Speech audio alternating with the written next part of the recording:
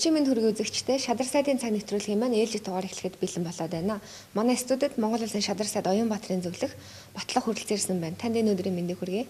Баярлалаа. Телевиз үзэж байгаа үзэгчдээ энэ өдрийн мэндийг хүргэе. За баярлалаа. За тэгэхээр энэ удаагийнхаа нэвтрүүлгийг эрүүл мэнд спортын яам дээр хийгдэж байгаа ажлуудаар эхлэе гэж бодлоо л та. Сүүлийн өдрүүдэд эрүүл мэнд спортын яам дээр ямар хөө ажлууд хийгдэж байгаа вэ?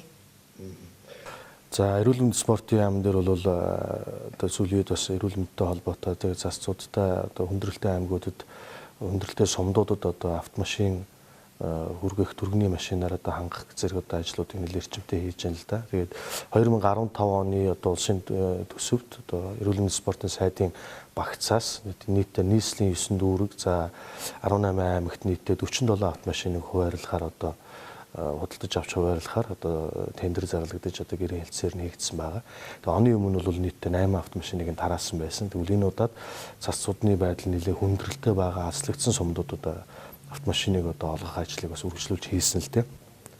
За эдгээр сумдуудад бол Говь Алтай аймгийн Эрдэнэ сум, Сүхбаатар аймгийн Асгад, Ховд аймгийн Ховд Мөсд сумд, Өвсгөл аймгийн Төмөр булаг, Хинтээ аймгийн Батноров, Төв аймгийн Аргалан, Өвөр ханган аймгийн Хайрхан дулаан, Өмнө Говь аймгийн Мандловоо зэрэг сумдад бол энэ удаад одоо түргэний автомашиныг олгож одоо тухайн сумдын иргэдийн одоо эрүүл мэндийн үйлчилгээ авахын боломжийг бол илүү нэмэгдүүлж өгсөн байна.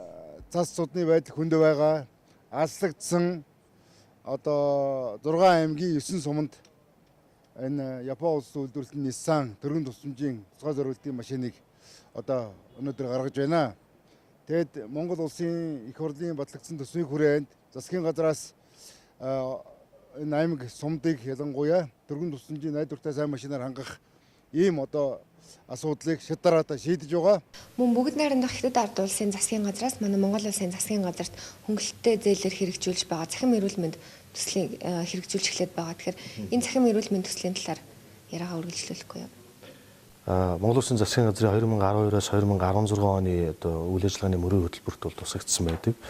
Энд бол иргэдийг цахим карт одоо хувийн эрүүл мэндийн нэгдсэн мэдээллийн сантай болгож эрүүл мэндийн даатгалтай иргэн одоо харьяал гаргалзахгүйгээр тусламж үйлчилгээ авах одоо энэ боломжуудыг нээж өгөх одоо энэ чиглэлүүд орсон байдаг юм. Тэгэхээр энд зориулж одоо эдгээр зорилтуудыг хангах зорилгоор одоо энэ цахим эрүүл мэндийн төслийг хэрэгжүүлж эхлэхэд байгаа л да. Тэгээд цахим эрүүл мэндийн төсөл нь нийтдээ 18.9 сая Америк долларын төсөвт өртөгтэй. За эндээ бол тоног төхөөрөмжийн хангалт, програм хангамж, тэгээд хүний нөөцийн чадварыг сайжруулах зэрэг ажлууд энд орсон байдаг. Тэгээд цахим эрүүл мэндийн төслийн нээлт бол тун саяхан болсон. Нээлтэнд Монгол Улсын шадар сайд, за эрүүл мэндийн спортын сайдын үүргүүсгч Оюнбаатар, за мөн Бүгднамт Хятад тусаас Монгол Улсын сургалтын сайд ноёноос Синхаймнаар одоо оролцож энэ хүү төслийг одоо амжилттайгаар нээсэн. За төсөл маань нэгдснээс хойш бол Өмнө Говь аймагт одоо орон нутгаас хамгийн анхлан Өмнө Говь аймагт цахим эрүүл мэндийн төсөл нээлттэй хийсэн бол сая бол Төв аймагт одоо 2 дахь одоо орон нутаг 2 дахь аймаг болж одоо энэ хүү төсөл маань нэгдэж одоо амжилттайгаар үргэлжлээд ингэ явж байгаа. Монгол Улсын засгийн газар Бүгднайрамдах Хятад улсын засгийн газар хоорондын хэлцээрийн хүрээнд цахим эрүүл мэндийн төслийг аймагуудаас хамгийн анхудаа Өмнөгийн Говь Монгол орны үе таалаг болсон Өмнөгийн Говь аймагтаа нэгийг бид борон зураад байна.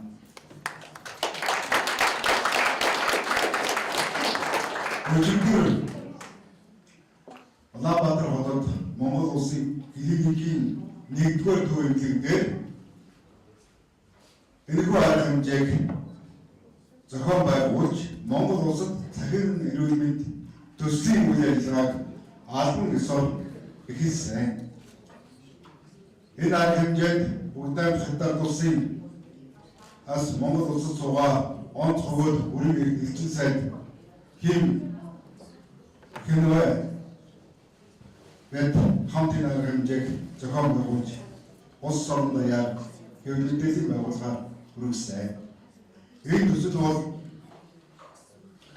Монгол улсын иргэдийг эрүүлжүүлэх, эрүүл иргэдэд зориулсан эрүүл мэндийн үйлчилгээ олон улсын төвчөнд түүний дотор өндөр хөгжилтэй орны төвчөнд хүргэх ийм одоо чухал алхам болж байгаа. За тэгэхээр Монгол Улсын шадар сайдын хувьд улсын онцгой комиссыг бас даргалдаг байгаа. Тэгэхээр үйлчлэл хүндэрсэн зарим аймаг сумдуудад бас тусламж үзүүлсэн байгаа шүү дээ. яг аль аймаг сумдуудад тусламж үзүүлсэн талаар та бас үзэгчтэй мэдээлэхгүй юу?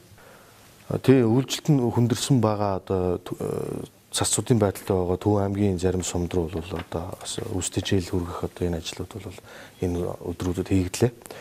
Өвсдөжээл хүргэх энэхүү ажлыг Төв аймгийн удирдлагууд бол ард иргэдийн хүсэлтээр Улсын онцгой комиссаас зохион байгуулсан. За засгийн газрын 480 тоо тогтоолоор малчтад үнэгүй өгч байгаа үг өвсийг зөвхөн тээврийн зардлаар нь малчны хотгонд хүргэхээр одоо ажилласан. За энэ талаар Монгол Улсын шадар сайд Улсын онцгой комиссын дараа Оюнбаатар хэлэхдээ бол Төв аймгийн цас цуудагтай байгаа урд талын сумд болох одоо Сэргэлэн, Баян цагаан, Алтан булаг, Баярын жаргалан зэрэг сумд бол эхний ээлжинд бол 100 тонн өвсийг хөрвүүлэх ажлыг Монгол Улсын засгийн газрын шийдвэрээр ингээд зохион байгуулж байна.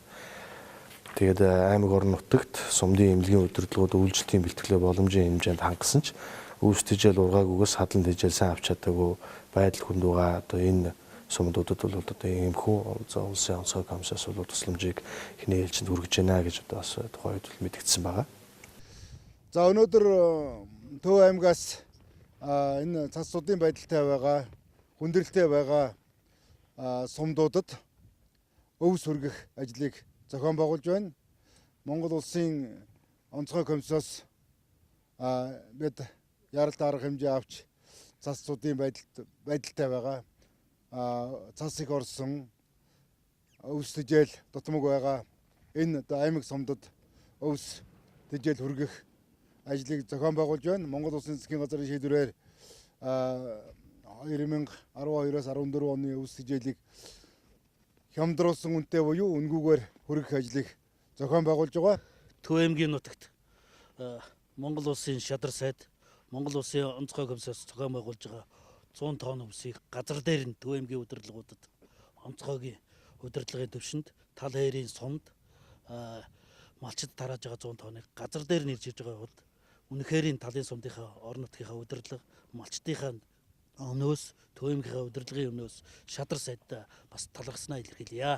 Бидэнд одоо сумдаас ирүүлсэн бичиг бидэнд ингээд сумд ажилласан байдлаар бол ерөнхийдөө нийт нутагт гэсэн 50% нь зудрын шийдэл шинж. Энэ яг л зудрын байж хийж байгаа зүйл одоо зарим нэг сум дээр үнэхээр мал бичгээ байсан байна. Хамаараа тэжээлд орчихсон үлжинд. Тэгэхээр энэ бол зудрын байж хийж байна гэдгийг бол биднээс бол одоо үн төгөлж байгаа. За тэгэхээр олон улсын байгууллагын төлөөлөгчд манай Монголын малчтад үйлчлэл хүндэрсэн байгаа аймаг сумдуудын малчтад туслах талаар бас Монгол Улсын шадар сайд Оюнбаатартай уулзсан тухай мэдээлэл авч ирсэн талаа. Тэгэхээр яг ямар хөө хэмжээний тусламж үзүүлэхээр болсон талаар үзэгчдтэй хүргүүл бас зүйтэй болоо гэж бодож байна.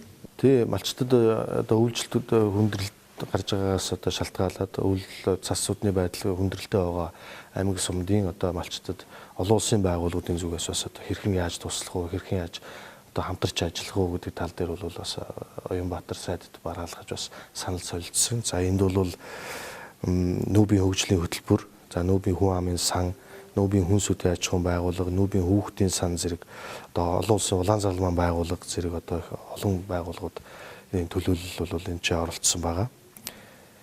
За тэгээ нөхцөл байдлыг ажиглахад бол малчтад бэлэн мөнгө хүнс дутмаг байна. Тиймээс одоо бид зарим аймагт хүнсний багц бэлэн мөнгө тарааж ажиллаж болох юм а гэдэг одоо ийм саналуудыг бол эдгээр одоо олон улсын байгууллагуудаас бол гаргаж ажилласан. За тэгээ энэхүү уулзалтын үеэр бол олон улсын улаан загалмай улаан авирган сар нэгэн холбооны Бээжин дэх суурин төлөөлөгчийн газрын орлогч дарга Бактер Мамбетов хэлэхдээ нөхцөл байдлыг ажиглахад бол малчтад бэлэн мөнгө хүнс дутмаг байна. Иймд одоо бид зарим аймагт хүнсний багц за бэлэн мөнгө тарааж ажиллаж болох юм а гэсэн саналуудыг бол энэ үеэс гаргаж ирсэн. За эрүүл мэндийн спортын сайдын үүрэг гүйцэтгэгчийн хувьар эрүүл мэндийн холбогдох хоёр хуулийн төслийг өргөн барьсан байгаа. Эдгээр нь яг ямар хоёр хуулийн төсөл байсан бэ? Эмнэлгийн тусламж үйлчилгээний тухай хууль, за эмнэлгийн тоног төхөөрөмжийн тухай хууль гэдэг хоёр хуулийн төслийг бол энэ үеэр одоо шадар сайд Оюнбаатар улсын их хурлд өргөн барьж хэлэлцүүлэхээр өргөн барьсан. За мэдээж эдгээр хуулиудыг одоо өргөн барьснаар эмнэлгийн тусламж үйлчилгээний талаар тулгамдсан асуудлуудыг эрх зүйн хувьд шийдвэрлэхийг зорж байгаа. За эмнэлгийн тусламж үйлчилгээний тогтолцоог боловсронгуй болгох, тусламж үйлчилгээнд төр хувийн хвшлийн түншлийг өргөжүүлэх, за эмнэлгийн хагас бие даасан засаглалыг дэмжсэн стратегийн болон гүйцэтгэлийн удирдлагын бүтэц, за зохион байгуулалтын орчин бүрдүүлэх, санхүүжилтийн тогтолцоог үр ашигтай болгох зэрэг юм олон одоо үр дагавартай, олон ач холбогдолтой одоо ийм хуулиудын төслийг бол өргөн барьж амжсан. За тэгэхээр 2016 оныг Монгол Улсын шадар сайд Оюнбаатарын санаачлагаар хэрэглэгчийн жил болгон засгийн газраас зарласан байгаа шүү дээ. Тэгэхээр 1 сарын 29-ний өдөр хэрэглэгчийн жилийн нээлттэй холбогдвол нэгэн дээр арга хэмжээг Монгол Улсын төрийн ордонд зохион байгуулсан байсан. Тэгэхээр энэ хэрэглэгчийн жилийн нээлтийн үйл ажиллагааны талаар бас ямар агентлагууд, яамдууд оролцсон талаар биднэрт мэдээлээч. Монгол Улсын шадар сайд Оюнбаатарын санаачлагаар 2016 оныг хэрэглэгчийн жил болгож Монгол Улсын засгийн газраас зарлаж баталсан байгаа. Тэгээ үүнтэй холбоотойгоор Монгол Улсын шадар сайдын эрхлэх асуудлын хүрээнд багтдаг одоо 6 агентлаг байгаа. Эдгээр 6 агентлаг за мөн одоо сүүлийн үед Монгол Улсын шадар сайд маань одоо эрүүл мэндийн спортын сайдын үүрэг гүйцэтгэж ажлыг давхар хариуцж байгаа хувьд эрүүл мэндийн спортын яам гэдэг эдгээр 7 байгууллага одоо оролцож тэгээд хэрэглэгчдийн нийгэмлэгийн одоо төлөөллүүд оролцож одоо энэ хөө нэгэн дээр доор нэртэй арга хэмжээг зохион байгуулсан. За арга хэмжээний одоо гол утга учир нь бол 2016 оныг одоо хэрэглэгчийн жил болгож ажиллахтай холбогдуулан эдгээр агентлагуудын одоо төлөвлөгөө, үйл ажиллагааны төлөвлөгөөнд одоо хэрэглэгчид чиглэсэн ажлуудыг одоо хэрхэн яаж багтаах вэ? Тэгээд эдгээр агентлагууд хоорондоо хамтарсан одоо ямар үйл ажиллагаануудыг хэрэглэгчийн төлөө зориулж хийх үү?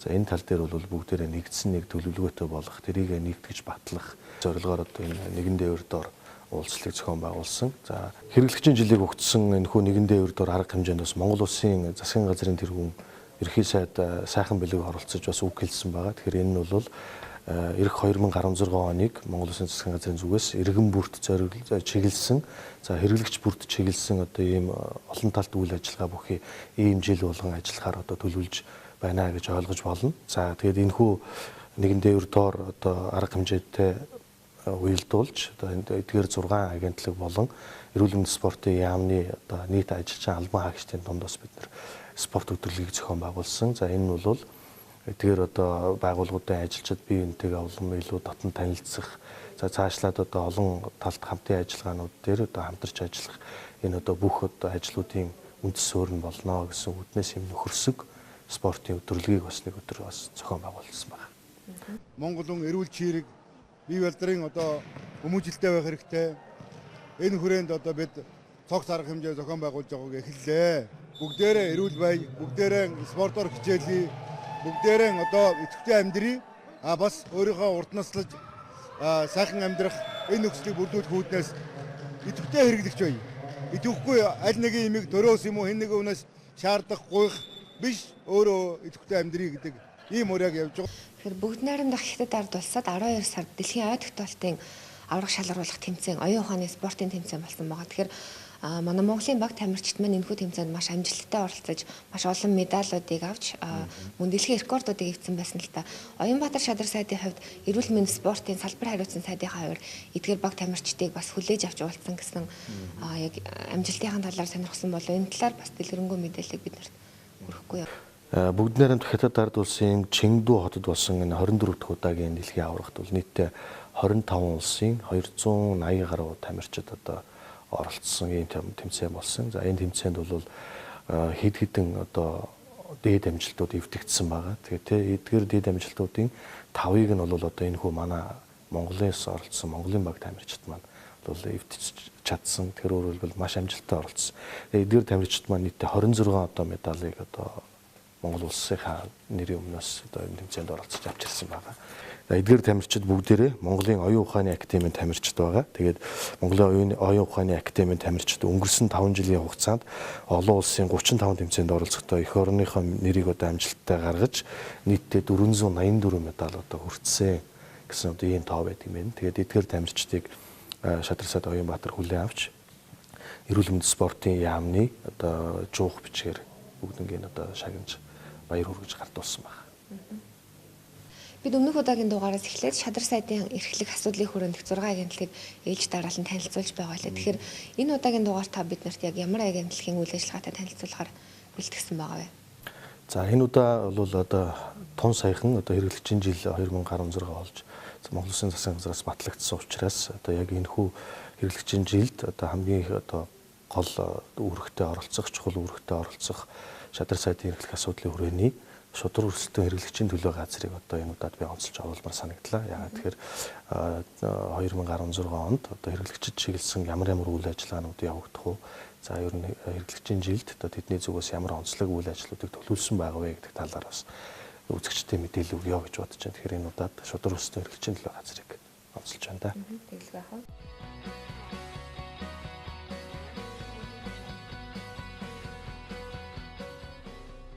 Шудраг өрсөлдөөн хэрэглэгчийн төлөө газар.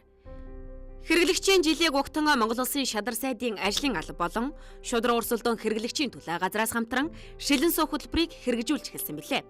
Хөтөлбөрийн гол зорилго нь сууц өмчлөгчдийн холбоо болон орьсон суугчдын мэдээлэл солилцох боломжийг нэмэгдүүлэх, ингэснээр тэдний хоорондын үл ойлголцол маргааныг бууруулах юм а. Шилэн суух хөтөлбөр өнөөдрийн байдлаар Баянгол дүүрэгт амжилттай хэрэгжиж эхэлсэн бөгөөд 2016 онд улсын хэмжээнд үйл ажиллагаа явуулж байгаа бүх сууц өмчлөгчдийн холбоодод хэрэгжүүлэхээр зорин ажиллаж байна. Шилэн суух хөтөлбөрийг хэрэгжүүлснээр хэрэглэгчдийн төлөө ажиллах сууц өмчлөгчдийн холбоодын үүрэг хариуцлага нэмэгдэж, иргэд хэрэглэгчдийн итгэл үнэмшил дээшилж, эрүүл аюулгүй орчинд амьдрах нөхцөл бүрдэх юм а. Ийхүү шудраг өрсөлдөөн хэрэглэгчийн төлөө газраас хэрэглэгчийн жилийн хүрээнд шилэн суух хөтөлбөрийг хэрэгжүүлэхээс гадна дараах үндсэн зорилтуудыг дэвшүүлэн ажиллаж байна.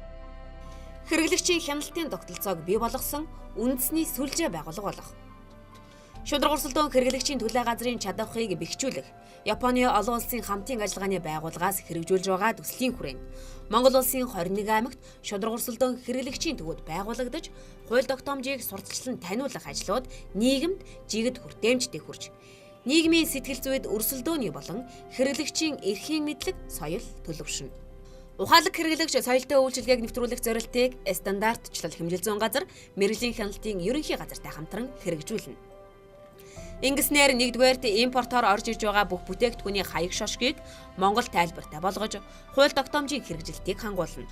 Хоёрдугаарт хэрэглэгч бараа ажил үйлчилгээ худалдан авахдаа анхаарах гол асуудлыг аж ахуйн нэгж бүр өөрийн үйл ажиллагааны онцлогт тохируулан танилцуулга сурталчилгаа хэлбэрээр бэлтгэн үйлчилгээндээ нэвтрүүлнэ. Аюулгүй хэрэглээ антибиотикгүй хүнс хэрэглээнд нэвтрүүлэх зорилтыг эрүүл мэнд спортын яам, мэргэжлийн хяналтын ерөнхий газар, нийгмийн эрүүл мэндийн хүрээлэнтэй хамтран хэрэгжүүлнэ. Олон улсын хэрэглэгчдийн байгууллагаас 2016 оны хэрэглэгчийн эрхийг хамгаалах өдрийг антибиотикгүй ЦИС гэсэн уриандаар зохион байгуулахаар шийдвэрлсэнийг Монгол улсад амжилттай хэрэгжүүлнэ. Гадтай ноёдоо эрхэм хэрэглэгчтэй хэрэглэгчийн төлөө хүний төлөө гэсэн сэтгэлтэй бидэнтэй хамтран ажиллах эрхэм анд найз нараа. Энэ 2016 он бол төр иргэнийхээ төлөө хүчин зүтгэх бодит алхам, хувьсгалт өөрчлөлтийг чухал он гэдгийг дахин онцлон хэлье. Шадар сайдын цаг нэвтрүүлгийн маань энэ удаагийн дугаар энэ хүрээд өндөрлөж байна. Нэвтрүүлгийн маань урилгыг хүлээн авч биднэрт мэдээллийг хүргэсэн Батболго зөвлөгтөд баярлалаа. За дараагийн дугаараар эргүүлцлээ түр баяртай.